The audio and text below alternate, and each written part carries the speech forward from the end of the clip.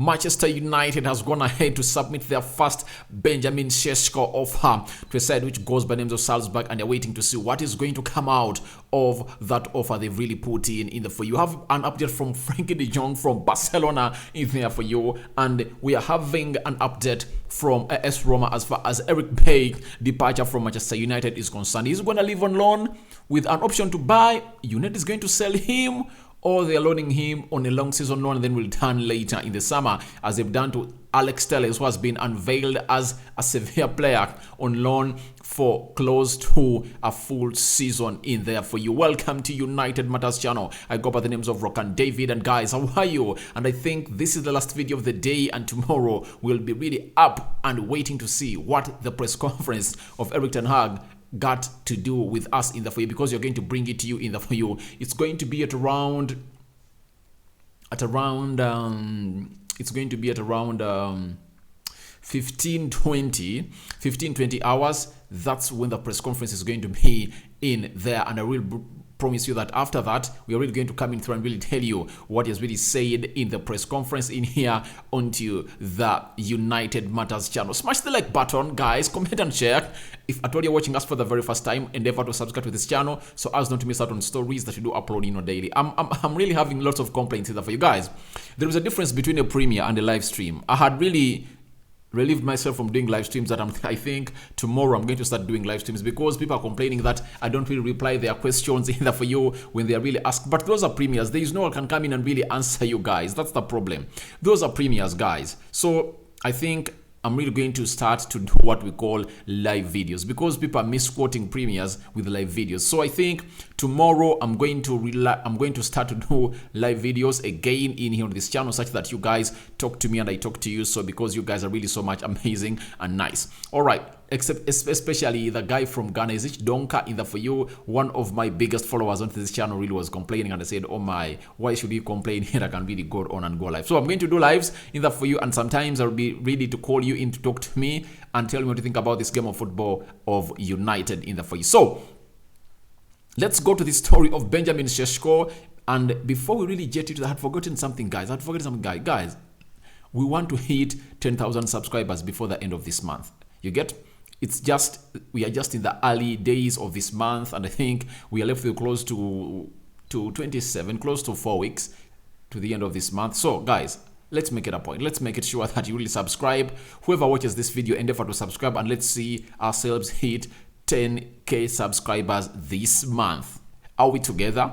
All right, I know you guys are really going to do it, and you're going to make me proud. You get? Because we win together. I bring you content, you enjoy it, and you guys really give me the subscriptions in there for you. So let's get into this story coming in from George Garcia. This is Diarios in there for you. They are telling us that 5 clubs have communicated their intention to sign Benjamin Sesko quickly. United, Chelsea, and PSG are the 3 of the clubs. Liverpool have also moved. Sesko will evaluate his options carefully and make a decision next week. So the competition for this guy is so much immense. It shows you how talented this guy is. And I've been listening to very many pundits today on Sky Sports, BT Sport, and reading very many blogs today about this guy. And whoever is really comparing this guy with Erling Haaland is really lying. You don't know this player. This player is described as a player who can really create chances for himself. He involves himself into play a lot. You get? He is really a modern striker. You get? Look at the strikers like Lewandowski. He's not Erling Haaland. Erling Haaland is a striker who is an orthodox number 9. He doesn't involve himself in the build-up. His main aim is to really get him that ball and really puts it to the back of the net. That's his main role. You get? But Sesko can play as a number 9, and he can play behind a number 9. He can even play as a wide forward. This is Benjamin Sesko. He's tall. He's so much skilled. He has a lot of skill, and I don't believe that Erling Haaland is so much skilled like that. Erling Haaland is good at finishing. I know him at that. That's what he does best. But Benjamin Sesko has a lot of qualities onto him. That's why you see 5 clubs, top clubs, are into this guy. You get? Manchester United, Liverpool, Chelsea, PSG, Real Madrid, and very many others. They are really chasing for the signature of this guy, because they know that is the one for the future. And players like these happen once in a while. Look at Kylian Mbappe. How many players are like Kylian Mbappe? Look at Erling Haaland. How many players are Erling Haaland in there for you in his age? 22 years of age, and he has netted in very many goals in there for you in his career. So a player like Benjamin Sesko comes in and every club would like to get him, and United is really onto this, and this is what we've been told, that 5 clubs are competing for the signature of this young man who goes by the names of Benjamin Sesko in there for you, and United is really trying to show its muscle in there for you with the presidency of the manager Erik ten Hag. Obviously, you just have to know that we are really having an upper hand in me deciding this young talent, because nowadays it's all about the manager. It's not all about the club. You get? That's why you see certain players not going to certain clubs and saying, all right, let me go to this club, because they know the manager there is convincing. Look at Jules Koundé. He had agreed personal terms with Chelsea the previous summer. But when Xavi got his phone and we told him, please, I'm going to make you the best ball-playing centre-back, Xavi said, sorry. Jules Koundé said, what have you said? All right, I'm going to come to your side, because Tuchel is not so much proven at grooming talent and really adding them to the next level. Look at all the players has found at Chelsea. I don't believe that he has really improved any of those. Tell me which player at Chelsea has been improved. Reece James was brought in by Frank Lampard. He was playing exactly as he's playing right now. The only improvement is that this time he's being played as a wing back. Frank Lampard was playing him as a full back, and a wing back in a system of Thomas Tuchel of 3-4-3 has to patrol that entire line. So he has a lot of liberty and freedom to really fly and do what he does. He gets into scoring positions. That's why he really scored very many goals for Chelsea and put up very many assists. But improvement, where is it? No way. You can't tell me that you're having a forward line of Lukaku, Kai Havertz, Christian Pulisic, Timo Werner, Mason Mount, and you are not really scoring goals, because Chelsea were really struggling to see themselves score goals. You get? So I 100% believe that Jules Koundé looked at that and said, all right, let me go to Xavi, because I really believe that he has a lot to put onto the table. And secondly, Xavi was playing football when the likes of Jules Koundé were really watching their kids and they admire him. So I really believe that United is really going to have an edge. As Fabrizio told us in the morning, that we are really leading the rest to sign Benjamin Sesko. Reason is all about Erik ten Hag. Trust me, Erik ten Hag has really improved very many young talents, and trust me, Benjamin Sesko will be really a player to not see it to come in here and really say, I'm not going to go in to play for Manchester United in the field. So after that, telling us that 5 clubs are in need of the signature of this young man who is 19 years of age. RB Salzburg want 50 million euros for Benjamin Sesko. United are willing to pay that fee. That is coming in from at Sport in there for you, that United are willing to pay that fee. And as I told you, that we are not going to get this money and pay it at once. I think we are going to go and do it the way we did to Anton Martial. Anton Martial came in at United at the age of 19 from Monaco. We paid I think 33 million pounds, and then we paid the others as add-ons. I think we've paid the earning money. The first season he came in here, he scored close to 17 goals, and then the season he scored close to 23 goals. You get, every time we go to the Champions League, they really get some add-ons in there for you. So I think we are really going to do it the Anton Martial way. That's what I really believe. You're going to get them like 30 million pounds. You get, after getting the 30 million pounds, because 50 million euros are like 47. Let me convert in here for you, because I want to be exact. I won't lie to you guys. All right. When you look at 50, it's like 43 million pounds. So 43 million pounds, if at all you get like 30 and pay it for this guy, and we tell them that if at all you qualify for the Champions League, we are going to get you like 3 million pounds. If at all we really win the Premier League, we get you such and such amount of money. If at all he scores 10 goals plus, we are going to get you such an amount of money. If at all he scores 20, we are going to get you such an amount of money. If at all he makes 20 appearances a season, we are going to get you such an amount of money. I think that's why we're going to do it. And I think it's going to be an easier deal to be done, guys. It's not hard. United, come on, guys. 50 million euros, you are willing to pay it? Yeah. That's something I really want to hear, that United is really going to win and bring, because we are short by 4 players. Benjamin Sesko would have been one to read the line today if at all he was present. Anton Martial pulled up a hamstring injury. He's not available in the game of Brighton. We know that very well. He got that injury when we were playing Atletico Madrid. He was really forward badly. You get? And now, he's injured. Now we have no center forward. Ronaldo is not fit. He was not with us in the preseason.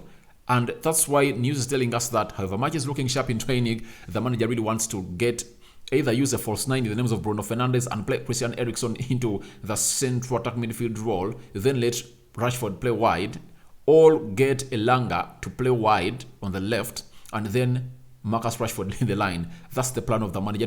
It shows you that we are just one injury away every time to really be short in the attacking front. Sancho returns, but you saw what happened to us when you're playing a side which goes against Atletico Madrid. We looked short when Sancho was really down. We never had an outlet from the right side. So that shows you how weak we are when we really lose out players in the for you. Now, there is a story.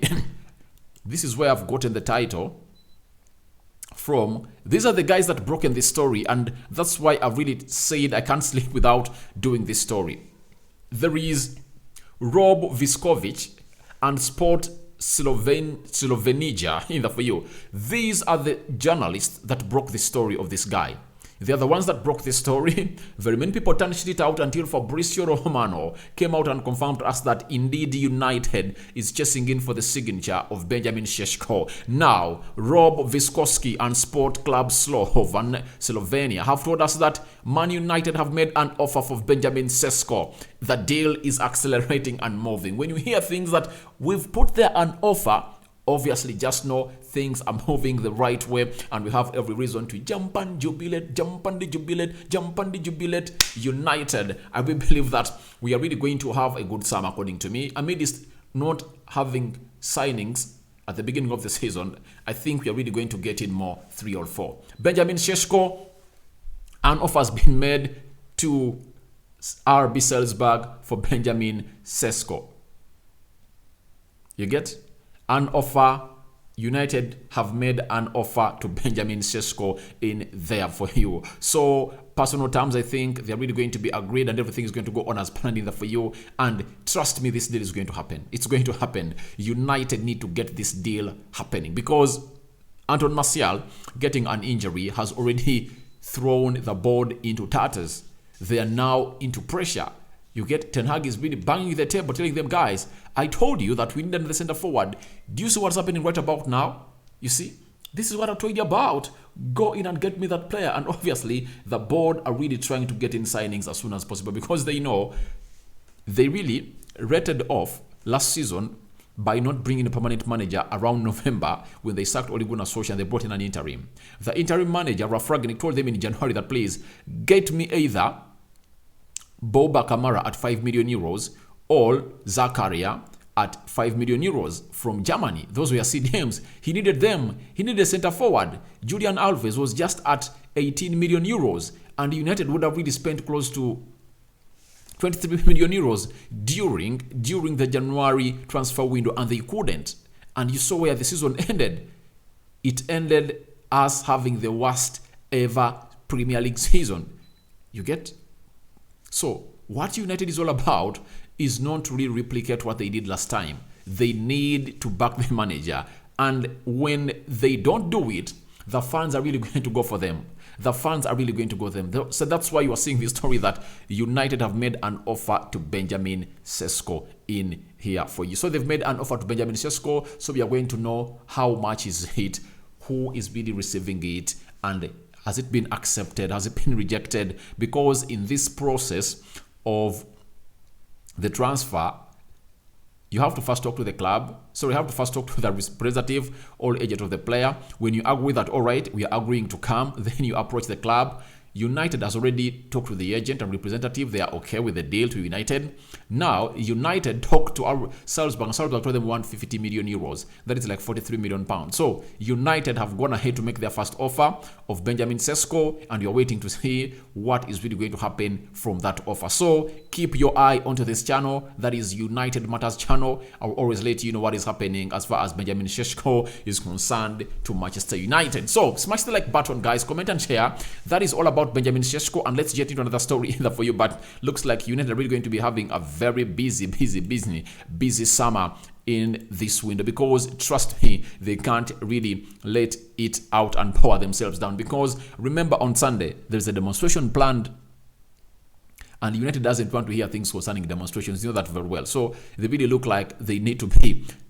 They really need not to be into these demonstrations enough for you, because they don't really act well as far as the reputation of the club is concerned. So we are waiting to see what is going to happen after all these discussions and offers. So let's get into another story. Frankie de Jong again. Laurie Whitwell, United correspondent for The Athletic, has come out and said that United do have other options to de Jong, but the feeling is the best are only available next summer. Declan Rice and Jude Bellingham at the top of the list will continue to be watched. De Jong is seen as the preeminent choice now.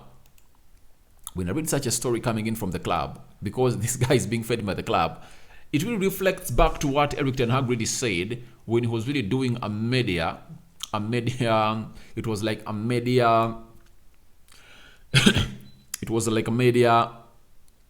roundup in Australia. He was talking to one of the correspondents of United, and he said that they are looking in for the right players with the right quality. If at all he cannot get De Jong, he never mentioned the name De Jong, but he said if at all he cannot get the realistic holding midfielder we want, then I'll task myself to really groom one from the people I have. And this shows you that United really doesn't want to go on and really give Ten Hag a second choice. So I'm seeing this in two ways. It's a confirmation to me that it's only De Jong or no central defensive midfielder. Secondly, the club has been tasked by Erik ten Hag not to go for an option. And them telling us that it's Declan Rice or Jude Bellingham. According to me, that's all total lies. Ten Hag came out and said English players are expensive. I don't believe that in his era he will go in and buy an English player. I don't believe, because he has very many with him that are really going to go ahead and start. That's enough for the club. You're having Luke Shaw. You are having Scott McTominay. However, much is Scottish, but I think they're in Great Britain. That's why they're in the Commonwealth Games. You have Scott McTominay. You have Harry Maguire, Luke Shaw. You are having Marcus Rashford, Jordan Sancho, I think, and James Garner, because James Garner is really a very good prospective player to United. So those 6 players, when you add on players like Charlie Savage from the academy, I think he rather works with players from the academy than buying in players from England. And I think he's going to use so much players from the academy, especially the English players, the likes of Shora Shoreteye. He's going to use them a lot.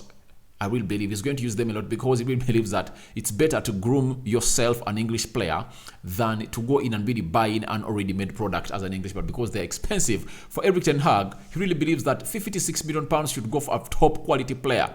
You get? And in England, £60 million, they will tell you, we are not even giving you Gerard Bowen. You know Gerard Bowen playing for West Ham. West Ham came out yesterday and told Arsenal, please, if at all you want to sign this player, you have to cough 75 million pounds. Can you imagine? And guys, can you compare Rafinha with Gerard Bowen?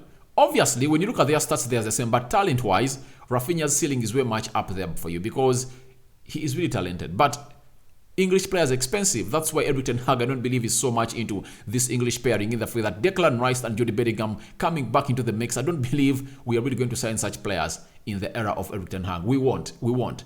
And however much they're pushing for such players, they won't. Guys, let me tell you, if at all Anthony was an English player, United would have already gone in to bring in that player for Erik ten Hag. You get? But they are insisting that they cannot really go north of 85-90 million euros for this player who is Brazilian. You get? But if at all that player was English, they would have already gone in for that money. And if at all Erik ten Hag endorsed Declan Rice, and Declan Rice accepted to come in here, United would have gone in and really spent that amount of money on that player. That's why they spent £80 million on Harry Maguire. That's why they spent 50 on Aaron Wan-Bissaka. You get? That's why they spent 73 million pounds for Sancho. It's okay. It's okay to bring in Sancho at 73. I really endorsed that. Even if they asked 85 million pounds, it was worth it because he was one of the best right wingers by then, by the time he got in from Borussia Dortmund. So there are English players that are special. Jude Bellingham is special, but I don't believe that he's really worth that. And it's being said that they are calling for 103 million pounds. Can we go north up to that level? I doubt. Erik ten Hag won't really sanction such moves because he knows that if at all you build a team, you can't really be spending anyhowly like that. So when you see Declan Rice and Jude Bellingham in the mix, it shows you that this is a story being put out by the board, and obviously Ten Hag can't endorse such signings. He can't endorse such signings. That's why you see Pep Guardiola to go in for English players. He goes in for those that are at least worth it. John Stones, Kyle Walker, Raheem Sterling, but Raheem, if only him at Man City. Which other English players he bought? Calvin Phillips. Those are the kind of players he goes in for. That is a man who goes by the names of Pep Guardiola. Though he went in for Jack Grealish, 100 million pounds. I think they are overpriced. They are ransomed for that player, according to me. The best, the worst, the minimum would have gone for would have been 60. Yeah, he has the talent, but I think he's in the wrong club. He's in the wrong club. But let me hope this season really pulls up his socks either for you. But I really believe that Ten Hag is really believing that he cannot really go in and bring in that. But De Jong is being seen as a prominent choice now. That means De Jong, all no signing. And I really want the way Erik ten Hag is really handling this board. He's not giving them a chance to bring in an option. I don't know who really told him about this, but he's so much specific on his signings. 3 are in, 3 more to go, and he wants the following. Therefore, De Jong, Anthony, Benjamin Sesko, and Dumfries.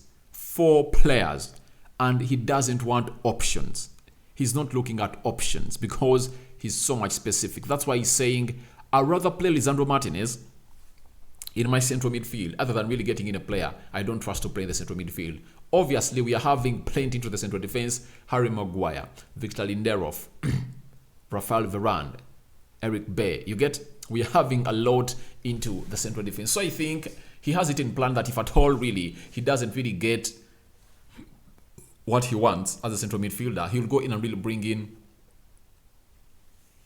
He will pull Lisandro Martinez from the defense and play him in the central midfield because he knows he can play there very well. But not in all games, because I think the games you need Lisandro Martinez in your central midfield, if at all you've not brought in De Jong, are games like when you're playing Liverpool, when you're playing teams like Man City, teams like Chelsea, Tottenham Hotspur. Alright, Tottenham Hotspur.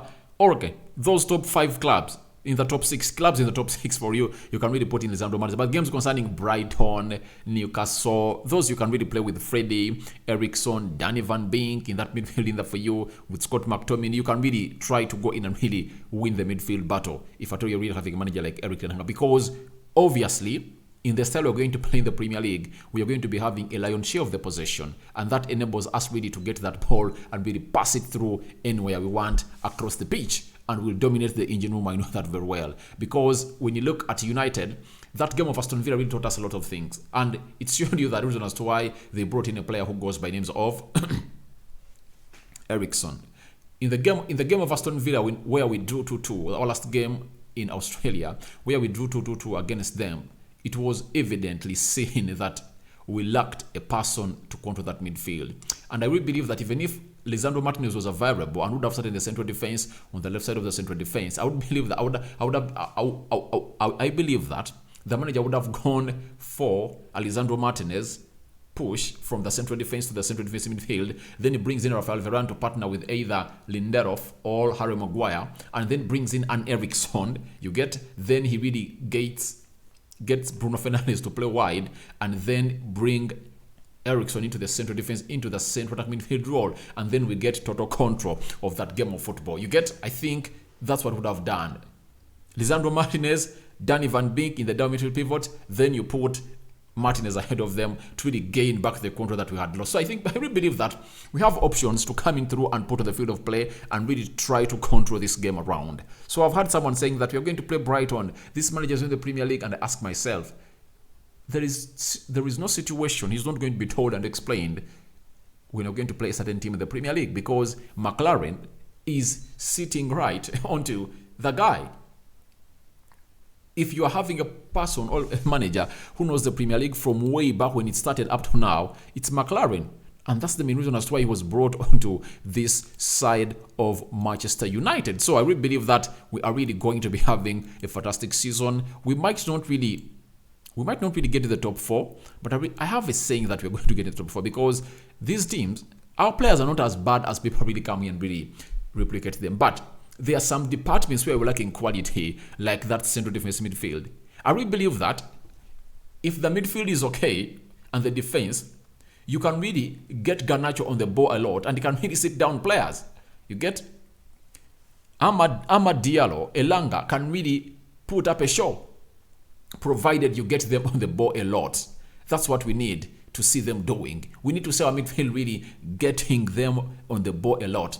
That's why we need a central defense midfielder or a holding midfielder like Frankie de Jong in there for you. That's why we need him. So let's wait and see how things are going to unfold by the end of this transfer window. As we get into this story coming in from James Daka. James Daka is really a United correspondent for The Telegraph. He has told us that Sevilla are thought to be interested in Bay, who has also attracted interest from Roma. And after all that, we've been told the following from Caslecato Mercato. That is, he comes in from Italy. Has told us that AS Roma are closing in on an agreement with Manchester United. Bay is expected to join AS Roma on loan with an option to buy for 80 million euros. Oh, that's little. 8 million euros? That's little for me. But if at all United have really chosen to go in and really get in this money, 80 million euros, they have really accepted that, all right, Baz been here since 2016? I think was signed by Jose Mourinho in 2016. He has been here since 2016. 6 years down the road, his career has been so much promising, but delivered little because of the injuries he has been having. Even under Jose Mourinho, who really signed him, he never really played very many games. Reason being, he never kept fit. Injuries have been part of his career, but it's good to see him really getting a loan move to AS Roma or Sevilla. I will believe that it's good to see him really go that side, because it looks like he came in here, he stayed because very many teams were really in need of his services, and he had told the manager that, please, I'm here to prove you, but the manager said, no way, you've not proven me. I will believe that Eric Bay, I will believe that Harry Maguire, Lisandro Martinez, Rafael Varane and Lindelof are really ahead of you, so you are not going to play. You get? So it really shows you that Solskjaer might really Solskjaer might have really gotten this equation right, because you cannot really keep trusting a player who is injury prone ahead of a player who is really there. Amid this Eric Bay giving us a 9 out of 10 performance every time in the field of play, you cannot really have him in close to 70% of your games. So it's better to really trust Maguire, who is really going to be present every time you need him. The same applies to Victor Lindelof. You get Lisandro Martinez and Rafael Varane are looking really to be injury prone, especially Rafael Varane. So let's wait and see how everything is going to unfold as far as Eric Bay is concerned. But we're really working on outings. And today, Alex Telles has flown to Sevilla. He has undergone his medical under the authorization of Manchester United. He has passed the medical, and now he's a player of a team which goes by the names of Sevilla on loan. United is not going to pay any single penny. They are paying him £95,000 a week, and that's a very good option for United. But there is no buy clause. So the other player that is going to be sent out is expected to be Aaron Wan-Bissaka, Eric Bay, Brandon Williams, Aaron Wan-Bissaka. That is another group of players leaving from the United side. There is even Phil Jones and Twanzebe. They're expected to be having no future under the new manager, Eric Ten Hag. So guys, thank you very much for watching. Smash the like button, comment and share. If at all you're watching me for the very first time, or you've been watching me and you've not yet subscribed to this channel, please don't dare leave this video by not hitting the red button that is in the lower right bottom corner with the word subscribe. Then after, hit the notification bell that will enable you get notified each and every time I upload a video onto this channel, because tomorrow is really going to be a marathon. We are really having a press conference of Erik ten Hag. It's a first of a kind for him in the Premier League. The season is starting for him. His season is starting on Sunday alongside a side which goes by the names of Brighton in there for you. Your reactions are welcome to United submitting first Benjamin Sesko in there for you offer. Then the Jong alternatives next summer. They're talking about next summer, but they are really chasing on De Jong and they want him to come to Manchester United. Then Eric Bay accelerating a move away to AS Roma to reunite with his former manager at Manchester United, who bought him from Villarreal. That is Jose Mourinho. Aside that for now, see you later. Our last video of the day, and we're starting it again tomorrow. I'm out.